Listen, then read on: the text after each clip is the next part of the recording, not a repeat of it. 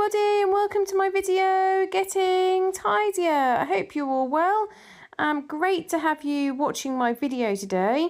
I had a bit of a weird day today, so I'd planned to get up, get everything sorted, get everything packed, and take my daughter to a place called Great Yarmouth. Now, Great Yarmouth is on the coast.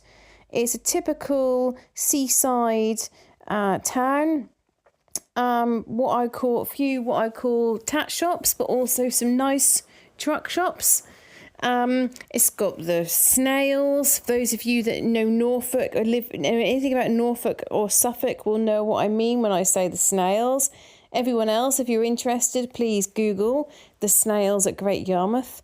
And it's a nice place. It's got a nice beach, and it was due to be sunny, so I thought we could paddle, walk along the front, have a look at the donkeys, have a look at the snails, go to a couple of shops that we both like, and come home. However, I dropped my husband off at a meeting first thing, went to feed my sister's rabbit, came back home, realised that I'd left my mobile phone at my sister's, and went all the way back. And then on the way back, really close to the house, the car suddenly started making loud boom, boom, boom noises. I was like, oh my goodness. My daughter said, "It's our car, pull up." I said, look, we're really close to home. I'm going to see whether I can coast. And I realised that if I moved slowly, that noise wasn't so strong. So I moved right into the garden, managed to turn the car round. Obviously, contacting my husband was, to no avail because he's in a meeting and can't sit and look at his phone. So I found the details of our mechanic, rang him. He started explaining to me how I could jack the car up. I thought, goodness me, this is a little bit beyond my current knowledge base. And he talked to me about feeling around the wheel just in case something could have slipped. So I did that, and we ended up thinking, right, so the day's going to be spent here. We're not going to be going anywhere else. My daughter dealt with that very well, given that she was excited about going out for the day. So we did a little bit of craft this morning. We did made some few things out of some air drying clay. And then we spent some more time on her bedroom, which obviously she's quite pleased about, even though it's not as fun as going out. She does want to get her bedroom all sorted. So when my husband came home, he put the engine on, the car made no noise. He drove down the road and came back. Car didn't make any noise. So we're supposed to drive to quite a few places tomorrow. So we were in this situation, what should we do? So I said, well, how about I call the mechanic back and I say, is there any chance you could just have a quick look over it? My husband says the noise is now not there anymore, but the noise that I heard was loud and really did not sound good. I felt it was on the back suspension or something to do with the wheels. It sounded serious to me. So I did that. My husband then had some meetings, so I phoned up the mechanic. He said, yes, sure, if you can get it to me before 4 o'clock, I will look at it at 4. So very, very good of him. So my husband took the car over.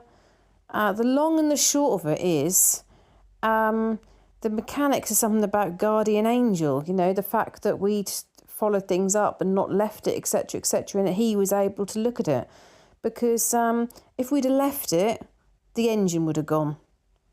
Because it was all to do with the thermostat and the water. It was leaking and there was various... And do you know that man? He's a really good, decent person and really honest and trustworthy. And he got it all done for us so we could use the car tomorrow if we decide to kind of do the jobs that we'd planned to do. So I'm going to wait and get the bill from him. But what I'm probably going to do is I'm going to tip him. I'm going to go and see him just with a little note to say thank you so much. So I thought that was really good of him. But that meant my whole day changed in terms of what I was originally planning. And because I thought I might have to take the car into the garage, and I hate taking it when it's a complete tip, there are things and rubbish and bits and pieces left in the car. So I cleared the car out and then I hoovered it. I found the handheld hoover. It was actually in the playroom. And I decided to hoover it, and I can never get in the gaps. I always wonder, how do people clean those gaps? and where all the runners and everything is, where it gets grubby. And I used my little trick that I've talked about before on my channel, which is just getting a cloth, warm water, rinse it out, and then literally wipe over all of it with the damp cloth. So it looked much better. I always just think if you take a car that looks messy, untidy, not cared for, I don't know, just something about that I don't think it's good. It's a little bit like if you go to the dentist and you haven't cleaned your teeth. That's how I feel. Like you've got to make sure the car looks as presentable as possible. So yeah, you can see sort of the gaps that I wanted to clear out, because there was like crumbs and mess and stuff. Always makes me think I feel like I really should ban eating in the car. You probably saw just then in the video when my daughter came down with a jar of coconut oil. I was actually just oil pulling. I don't think it's that common in a lot of European countries, so I don't know whether all of you will be familiar with it really, but I'm sure a number of you will be. But it's very good for your teeth. So that's why I might have been pulling a bit of a strange face as I was doing my jobs in the kitchen. So the other thing that I just want to share with you is, do you remember when I said to you about how it made me think it was so funny about if you could declutter items in someone else's house, and how someone had gained one of my beautiful vases? Well, I did the same thing today. So the vase that I thought that I'd get rid of, and I thought someone else might like it. So I took that and placed it in someone's house. So I'm going to see when they notice. The other thing that I thought was quite amusing, I just amused myself. If we'd have been going out to this shop at Great Yarmouth, I've got a little tea light candle holder, and I thought how I could declutter that into a shop. That amused me as well. Actually, my daughter was in stitches of laughter because she was saying about how someone might pick it up and say, oh, I'd like to buy this. How much is it, please? And there won't be a price tag.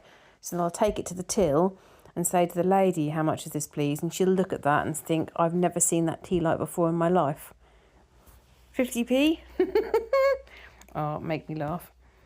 So there's quite a few things that I wanted to sort out with the kitchen. You can see how the kitchen, I'm trying to just keep it so it just doesn't get any worse at the moment. Because on the right hand side I've got a couple of trays and saucepans that need to be washed up, so I'm just trying to ensure it doesn't get any worse. So that's my aim really. So you'll see me sorting lunch out. You'll also see me in this video sorting dinner out. So I spend quite a long time in the kitchen, and then you'll be really pleased to know that I then go up into the bathroom and go through all my bathroom cupboards and find all those mosquito repellents, which I now know cannot be trusted. And am I willing to try any of those and risk being bitten by mosquitoes if there are lots of mosquitoes about? No, I'm not. So I cleared out all of the cupboards again. So this is the second time that I've done this. And all the items that I decided to get rid of, I popped in the bath. And now I've got it really organised. So when you get to that part on the video, you'll see my top shelf is all like bath related things and bath salts.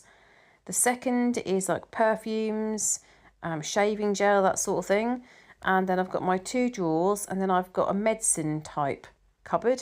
So it's got homeopathic remedies and other medicine related things like eye wash and that sort of thing. And because I've got rid of so much, I've created loads of space that I could then put other things in there. So I'm really pleased with that. But before you get to that part of the video, I'm going to go through a couple of your comments. So the first comment that I wanted to read was from NBig860. And they said, I love that you bring back consumables from your travels rather than objects. Got to be honest, I did have in the past bought objects, but part of this whole thing has made me look at things differently. I think other people don't want ornaments. Other people don't necessarily want things. I always tease my dad and say to my dad, when his birthday's coming up, or Christmas or Father's Day, I say, oh, I'm sorting out your present. I thought you'd like some more ornaments. Because for a while, I did regularly buy him ornaments. And one of the presents that I bought him, I don't know why I bought him this, but it was like a glass head. It was full size. And it's like this glass head, and he had it for ages in his house. And then I'm very pleased to say that he probably decluttered it. But yeah, I just think I also tease and say I'm going to get books, or sometimes I might say, was it books, ornaments? Yeah, I can't think the other thing that I sometimes say, and he goes, "Oh no, please." So we do it as a bit of a joke, and so I guess my perspective has also changed because I don't want people to bring me back stuff because I just don't have the space. No one wants or needs for anything. That's exactly right. But will enjoy a taste of Italy. Oh, I like that's you saying that. Absolutely. And do you know what? I was really touched by what my dad said when he saw the garlic. He went, "Oh, great." I said, it's a special garlic from Abruzzo. It's the red garlic. And he said, "Oh, in that case, I'm going to keep it through the winter. And what he's going to try and do is get it to shoot and then grow more." I thought, what a great idea. And then I can have my garlic from Abruzzo, can't I? Forever. Teresa from Belfast. Hello, Teresa. How are you? She put, "I loved your video, Emma. You really are doing well with all the pens and pencils. I've never seen so many. Your holiday looked amazing, and I'm glad you got home safely." Thank you very much, Teresa. Karen said, "Have you thought about moving the small table near the front door to the corner of the dining room that you just cleaned up?" That's an idea, isn't it? What, and stand the stationery boxes on it? That's an idea in the corner. That might look better for those stationery boxes to be on a table as opposed to being on the floor. Then that would then move the table out of the hall. Although you do remember my plan for that table was to sell it. I bought it for £1 and I was going to sell it for 20 or 30. We've got Patty Cameron 9084 from Ontario, Canada. I don't think you've shared before where you're from, so thank you for commenting. She said it's a good clean up. So we've got another follower from Canada. That's great. And she said I'm a few steps behind you. So I guess you're also sorting out tidying up, etc., etc. And other last comment, Carolyn says, "I can see what you're saying about the pens, but if you keep them all, you'll be covered over." I think you're right. And the thing is, if I keep them all, I can't actually use them all. I can't use any. By keeping so many, like you all say, less is more. If I keep all them, I'm just not even going to be able to use them because I won't be able to find anything. So you can see all what I've done in the bathroom. So by taking so many things out, there's also some old sunscreen in there. And I know that my husband wouldn't want to use it because he wouldn't think that would work. So he'll buy new, but just not bin the old. So now I've got loads and loads of mosquito repellents, some creams, body creams that I don't want, I'm never going to use, and some sunscreen that is probably from the last sort of 3 or 4 years. So I've created so much space that I was able to get a container that's actually sits usually upstairs in the loft room, which is full of miniature shampoos and body things. I've been able to bring downstairs and put in the cupboard. And as well as that, on the back of the toilet, I usually have 3 glass containers. 2 are filled with soaps and 1 I've just recently taken out of my daughter's room because it was just sitting there empty. And again, I want to fill it with soaps. I know some of you might think, why have you got all these soaps? What is the point of having all these soaps? But I do use them. So I use quite a lot of hand soap. So I take them out of the glass jars, and they're all the ones we've collected from all over the world. Some I don't use because I am attached to certain ones. So like I've got a soap from the hotel in Shanghai, or a soap from a hotel in Dubai or New York. So I probably will never use those ones, but there's loads of others that I do use, and they look quite nice sitting on the back of the toilet. But it looks better with just 2 glass jars. I don't need 3. So one of them I've just tucked into the bottom of the cupboard. Now I've got space. So I was really pleased about that. So I'm just got to think what I've got to do with these repellents. So I'm not sure that I can just sling them in the bin because of the impact that says you mustn't let them get anywhere near wildlife or watercourses. So I don't know whether I maybe need to dispose of them at a pharmacy. I'm not sure. I need to check that. But certainly I can just put them in a bag and they can be ready to leave my house. So after you see me sort out the bathroom, I do just show a clip of everything in the bath. And you can see the big pile that I'm getting rid of. I know you'll be very proud of me. And then I start on my daughter's room. Now, when I did the last video on my daughter's room, there was a pile in the middle of things that needed to be put away, and I never got to the point of putting those things away. But as I was in the mood to be ruthless, and she was saying I want to get rid of things, I decided to go back to those rattan baskets. And you'll watch me on the video, but I ended up going through so many things in the rattan baskets that we created loads of space for more toys just to be tucked in there. So I was really pleased about that. That was a good job done. It's quite hard because I just want my daughter to focus on what we're doing and just say, yes, keep, or no, bin it. But then she was putting things, I caught her putting things in the bin, which were like parts of games, and also 2 bits of that puzzle that I was doing the other day. I said, oh no, we didn't put those in the bin. But she could kind of getting a bit excited about getting rid of things, I think. She wasn't sitting on the floor for quite a lot of the time because the dust was really affecting her. So I kind of was happy for her to sit on a chair and sit at a distance as long as she was watching what I was doing and making suggestions as to what we could put where and what we could get rid of. So I hope you've enjoyed watching this little clip of the bathroom and all that I got rid of. I also, before I put everything in the bin, I put everything in a bag, I asked my dad if there's any bits that he might use. He used to sometimes use suntan cream for like a moisturiser because it's very sort of moisturising to your skin, but he says he doesn't really use that anymore. So you can see I have got a lot to do in my daughter's room. I really have. That initial sort of fairly small pile on the rug were the things left over from my last sort out that I just needed to put away in different places. And then since then, there's some clothes that have been added to it, all those clothes that need to be put away. Some extra toys that she decided that she wanted to get rid of. See that tall plastic thing? You fill it with water and then you switch it on, that lights up, and then the plastic sort of fish move around. She got a really big one last year for her birthday. But the problem is, of course, it relies on mains power. You have to plug it in. She's already got 2 smaller ones. And you can only have, the sign says, that you can only have the water for like 7 days. Then you have to replace the water. Now, I have had them and had the water for longer than that.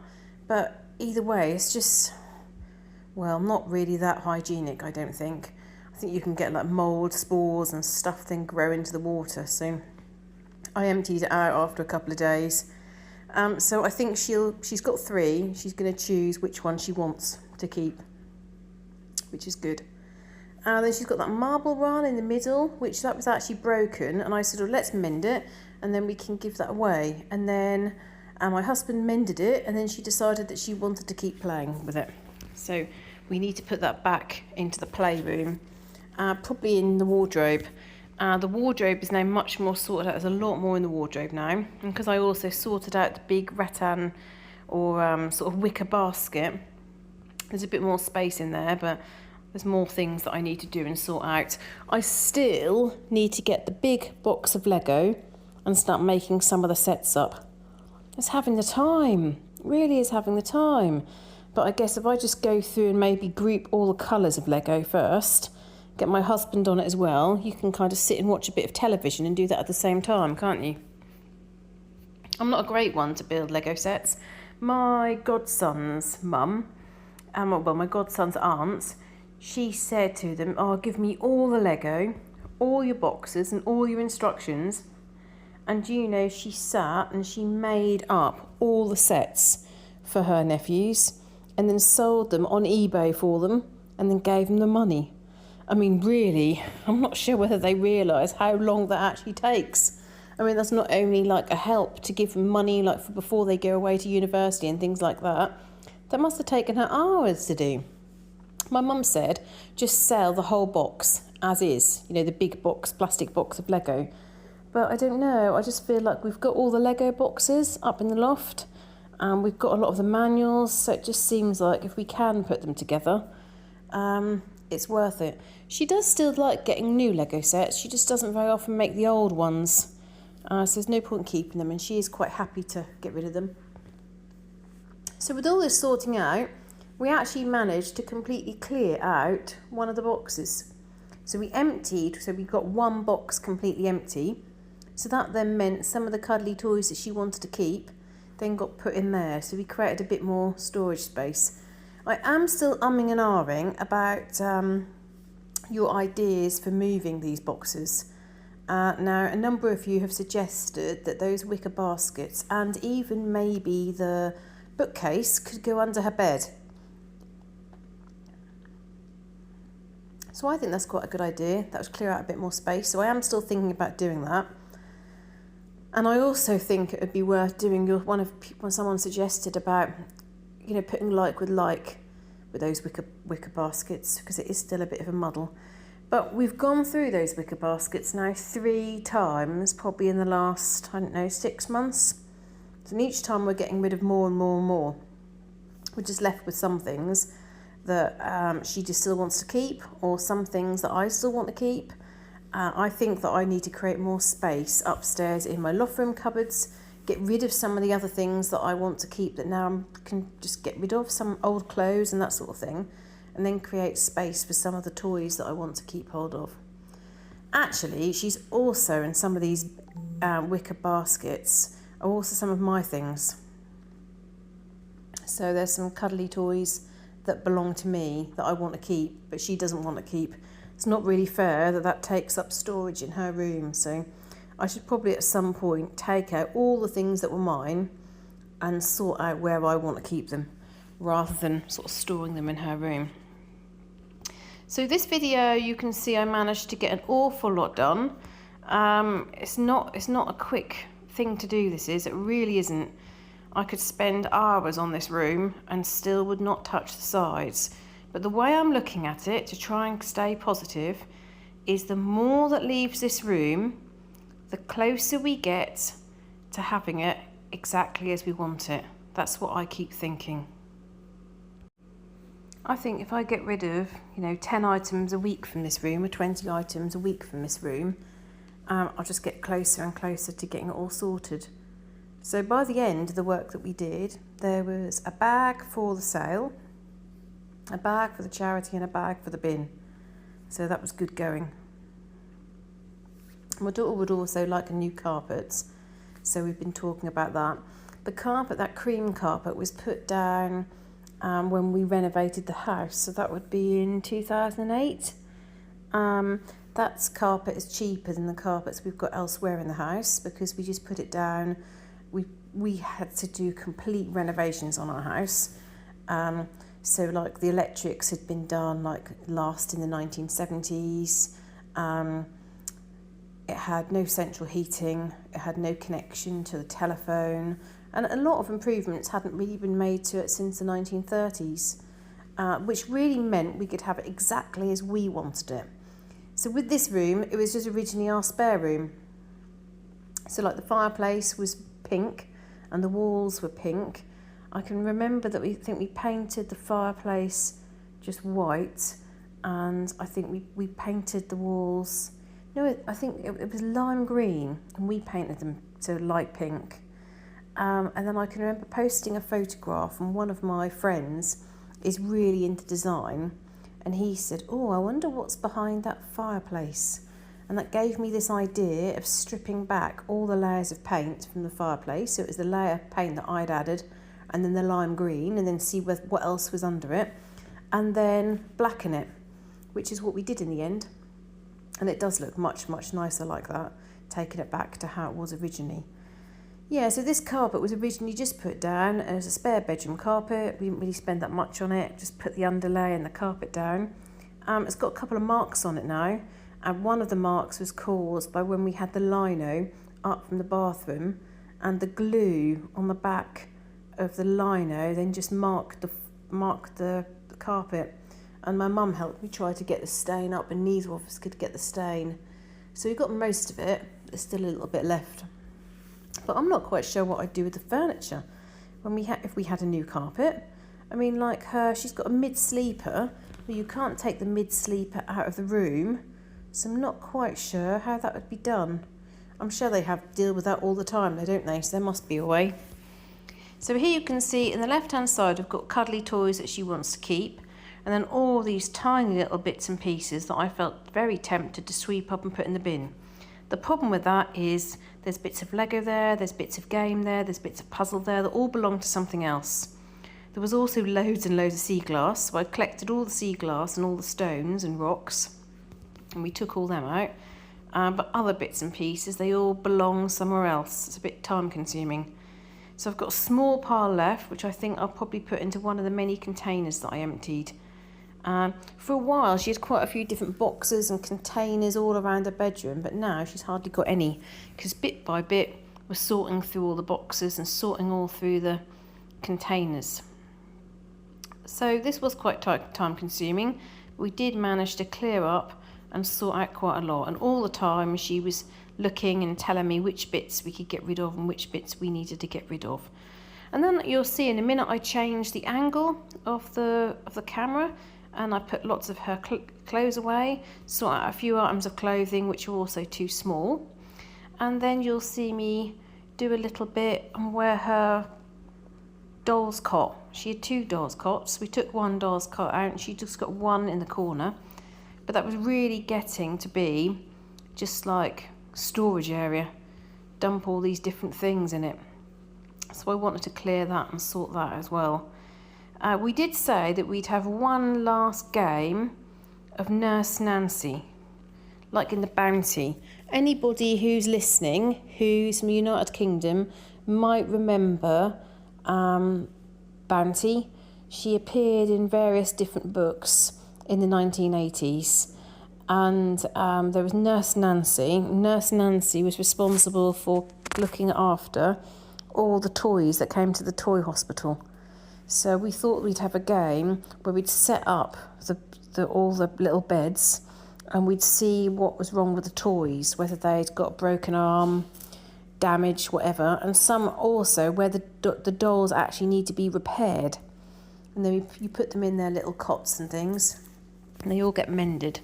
So we said that we'd have one last game of that before the cot goes away. Now the cots actually belong to me and my sister. We had them when we were small, and my mum kept hold of them in her loft.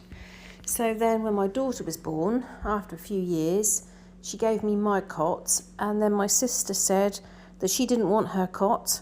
She's got 2 sons, and they weren't really interested in having a doll's cot. I mean, they might have been, mightn't they? We don't want to assume that boys don't want to play and pretend about being good fathers, but they weren't either of them interested, so my sister gave me hers, so we had 2. Now my dilemma is, I will keep mine, because I had it from when I was about 7 or 8. It's still in very good condition. My daughter's played with it. If I ever was to have any grandchildren, it doesn't take up much space, and I have it from, if they come and play at my house or whatever. It's going to be a long way off, but my mum kept it all those years, so I see no reason why I couldn't. But it's about what I do with my sisters. Do I offer it back to her and see if she wants to put it in her loft, in case my nephews have children and then she wants a little doll's cot? I'm not sure what to do about that. Oh, something that I need to tell you. I got clarity about the car. So where the mechanic actually rang my husband and said, you've got a guardian angel, I got clarity actually what he meant by that. So earlier in the video I told the story about how the noise that it made and it got taken in, etc. And he very kindly looked at it because we were due to travel on the Thursday afternoon. So we quickly looked at it on the Wednesday. Well, what he said was that my husband was right. The noise had gone, so he found no noise or no problem under the wheel. He found a little bit of noise on the other wheel, which was some flaking paint. But where he said you must have a guardian angel is the thermostat had actually broke and was leaking the cooling fluid. So there was no sign, no sense that if the engine was getting hot. So actually, if we had continued driving, it would have been we could have just lost the engine. But what's really strange is I heard that noise very, very loud from the back wheel. And he said that must be a guardian angel, that some sort of noise was made on the car. And then he checked it all over and found the fault on the engine and the thermostat just in a completely different location. Because I then said to my husband, oh, the engine's in the front, isn't it? Because I thought if the engine was in the back, that's what the noise might have been from. But of course, the engine's in the front. So we never got to the bottom of this noise, but how very, very odd. Not only if we'd have gone out to Great Yarmouth would we have been stranded, what if that noise hadn't made and we'd got this trip on Thursday evening and we'd gone up in my little Fiat 500 and it had overheated and the engine had gone for it. Goodness me, that really was a near miss. So you see me sitting down just at the entrance of my daughter's room. On the right at the landing, I've still got suitcases and various things that I still need to sort out from holiday. What I've done this time is done one case all full of my holiday things, so I can put that away and know that all the things from my holiday are in that one case. I said to my daughter about getting rid of one of our wands from Disneyland, Florida, when we went to Cinderella's castle. I said about getting rid of that, and she said, oh, no, she wanted to keep it. But then I found my wand, and I said, well, we don't need two, do we? So we got rid of one. So you can see there's quite a few things there that just need to be moved on. And then I've got the cupboards at the end of the bed. So I'm going to go through those as well, because some of those are quite empty. So it'd be quite good to sort of use that storage in a better way than what I have been. So you'll see me sorting out quite a lot in this video. I mean, I'm sure some of you are pulling your hair out as to all the stuff that I'm going through one by one by one. And then right towards the end of the video, I show you a little clip of Sylvester the rabbit, who I'm looking after for my sister. So I'm not looking after him over the weekend, but I am Sunday. So didn't do Thursday because we had the dentist. So dentist and then travel. Didn't do Friday, not doing Saturday, but I'm doing Sunday morning, Sunday evening, Monday morning, Monday evening, Tuesday morning and night, and Wednesday morning, and then my sister's back. He is an absolutely lovely rabbit with a gorgeous temperament. She has had rabbits since about 2004, and I have looked after the rabbit on a rota almost every year. Didn't help last summer because we were in America for 3.5 weeks, but every other year I've always done it. She's had rabbits that would bite you just to look at you, just different temperaments. Others which are very gentle and soft and would never ever go to nibble you, let alone bite you aggressively. I've had dreams about these rabbits. I've had nightmares about these rabbits, dreams of them escaping and me not being able to find them, all related to things that have happened. Like one time, I was biking on the way to work, I was running late, I ran up my sister's drive, rabbit was not in the hutch, and she got down to the bottom section, and this was the one that would grunt at you and bite you. You couldn't put your hand anywhere near it. She was very, very, very aggressive. And she was then on her way to escape. I was like, oh my goodness, like I'm late for work, really. The rabbit, they've always had, she's only got one left now, but she used to have like 3 rabbits, 2 guinea pigs or 4 rabbits, and they would all have different routines and different requirements. This rabbit is a bit more straightforward. So I mentioned it the other day. So he's got 2 water bottles and a little bowl that have to be done each session. In the morning, he had half a tin of pellets, a cabbage leaf or spring greens, and 1 handful of hay. And then in the evening, you check the water. He doesn't have any pellets. He just has his leaf of greens and he has a handful of hay. And he is absolutely gorgeous. And I'm just hoping that this time there's no vet's trip, because looking at his eye, you know, when I had to take him to the vet's trip earlier in the year, his eye looks like it's healed perfectly. But the good news is I have not had any nightmares this time about looking after them, because it is quite a responsibility and it is a worry. I mean, some of the things that I've dreamt about or had nightmares about, like I said, I've had the experience of one of them trying to escape, and then, not last year, the year before, I went to uncover the Sylvester, and so it's all been covered up, and there's certain covers that have to go certain ways, and there's different things that have to be propped up to protect him, because they, you know, we do have foxes, and there are marks on the cage where foxes have tried to get into him before. So even if the fox didn't get to him, of course the shock can give rabbits a heart attack. So I'm busy taking all the sticks off and the covers off and moving everything to get to him. And I look in the cage and he's not there. I'm like, oh, he must be in his little house. Look in right in the corner in the little house. He's not there. Oh, well, I didn't know there was an upstairs part of the cage. So I look in the upstairs bit. He's not there.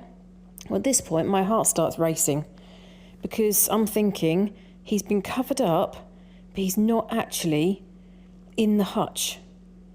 And then I look to one side, and under all the covers, which you can't immediately see, one of the doors is open. Now, I think because I work in the sort of incident response, incident management, I am actually quite calm in a crisis. So I just thought, right, I'm going to need help with this. So I phoned my mum. I said to my mum, I need you to check all the Facebook pages, all the local Facebook pages to see if a rabbit's been found. Then I need you to start drafting up Facebook posts to say, missing, has anybody seen this rabbit? Then I called my husband up and said, I need you to come here. I need you to come and help me quickly. So whilst they were then sorting that and my husband was getting ready to come to the house, I then looked all around the garden. No sign of him at all. She just had all the garden redone. So there's not really anywhere to hide apart from if he'd got into the hedge.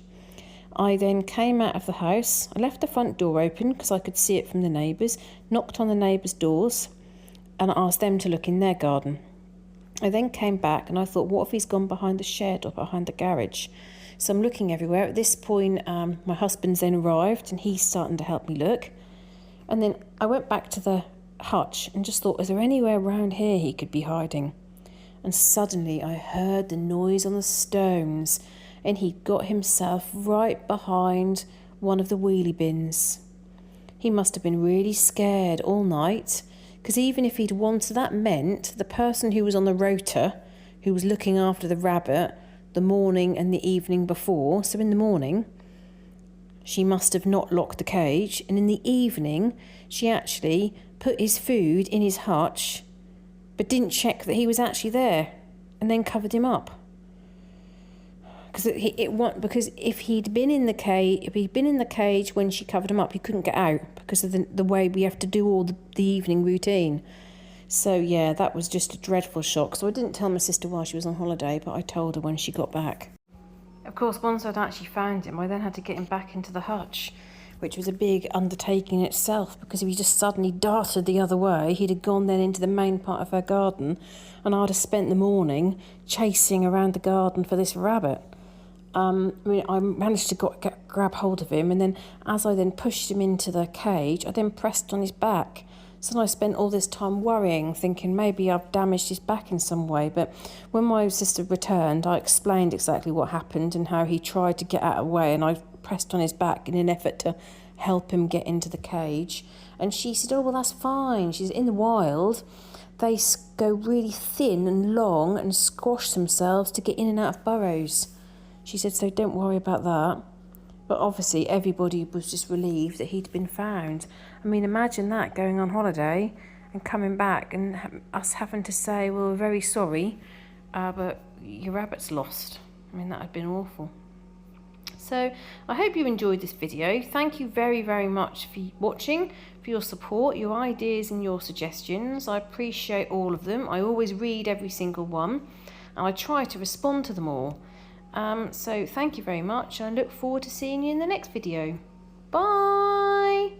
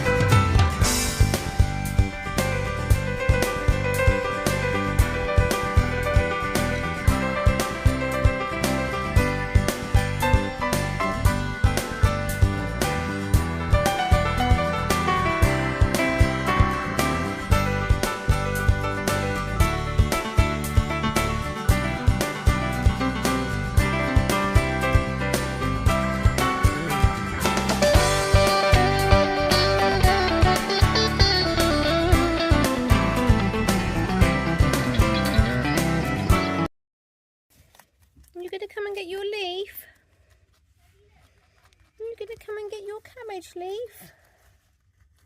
You good little rabbit. Oh, very nice, aren't you? And your eyes better. See you tomorrow.